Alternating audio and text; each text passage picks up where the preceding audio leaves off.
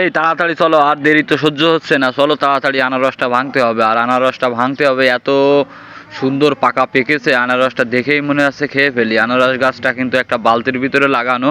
তো hello everyone, আসসালামু আলাইকুম। আমি মোহাম্মদ সোহেল হোসেন। আমি প্রতিনিয়তই কৃষি ভিডিও করি এবং ইনফরমেটিভ ভিডিও আপনাদের মাঝে নিয়ে আসি। কিন্তু আজকের এই আনারসটা কিন্তু খুবই স্পেশাল, এবং স্পেশাল হওয়ার পিছনে কিছু রিজন আছে, সেই রিজনগুলো আজকে আপনাদের বলবো, এবং আনারসটা সেই সাথে কেটে দেখবো যে আসলে ওর ভিতরে কেমন আছে।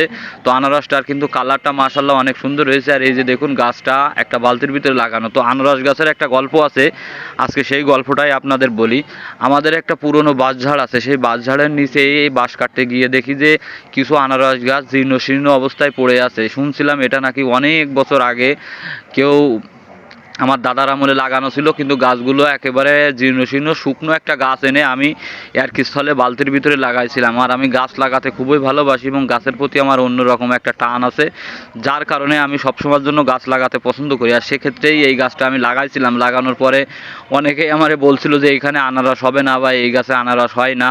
তারপরে যাই হোক, যে যাই বলুক, আমি তো অনড় আমার জায়গায়, আমি মোটামুটি পানি এবং কীটনাশক কম বেশি দিয়ে যাই। তো ফাইনালি এই গাছে দেখি যে গাছটা বড় হওয়া শুরু করেছে। এক পর্যায়ে যায় গাছটায় কিন্তু আনারসও এসে যায়। যখন আনারস এসে যায় তখন আর কি মনটা খুবই আনন্দিত হয়। সেই থেকে ভাবতে থাকি যে কবে আমার গাছের আনারসটা বড় হবে এবং পেকে যাবে। তো প্রায় দেখতে থাকি, হঠাৎ করে দেখি আজ 2-3 দিন আনারসটা একেবারে পাকি গেছে, যদিও এখনও ফুল পাকি নাই। আর 2-1 দিন গেলে কিন্তু অনেক সুন্দর কালার হতো। তো যাই হোক, আনারসটা মানে একদম শুধুমাত্র এটা যে একটা আনারস তা না, এটা কিন্তু একটা আবেগের জায়গা। আর এই আনারসটা লাগানোর পর থেকে মোটামুটি কবে ধরে সেই গাছে আনারস হবে আর সেই আনারস খাবো।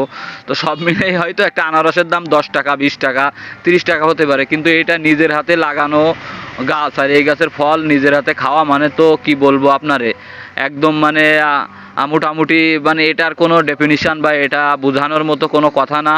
যদিও নিজের হাতে কখনোই লাগানো হয়নি, এটাই ফার্স্ট টাইম। তো সব মিলে কিন্তু আমি একেবারে প্রপারভাবে একটা কথা বলতে পারি, নিজের হাতে লাগানো কোনো কিছুর ফল খাওয়া বা সেই গাছে ফল ধরানো, এটা কিন্তু অমৃতর মতো। অমৃত আসলে কেমন হয় জানি না, এটা একটা প্রবাদ বাক্য। তবে এটা বলতে পারি যে এর সাথে কারোর তুলনা চলবে না। এটা এতটাই সুস্বাদু এবং এতটাই ভালো লাগা কাজ করে।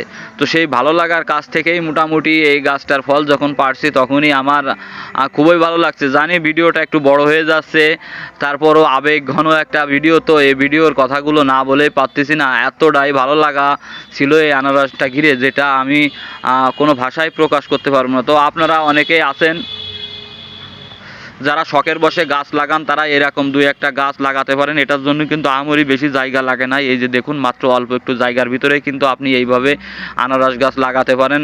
আর এখান থেকে যখন ফল হবে তখন অবশ্যই খুশি হবেন। তো আল্লাহ হাফেজ, সবাই ভালো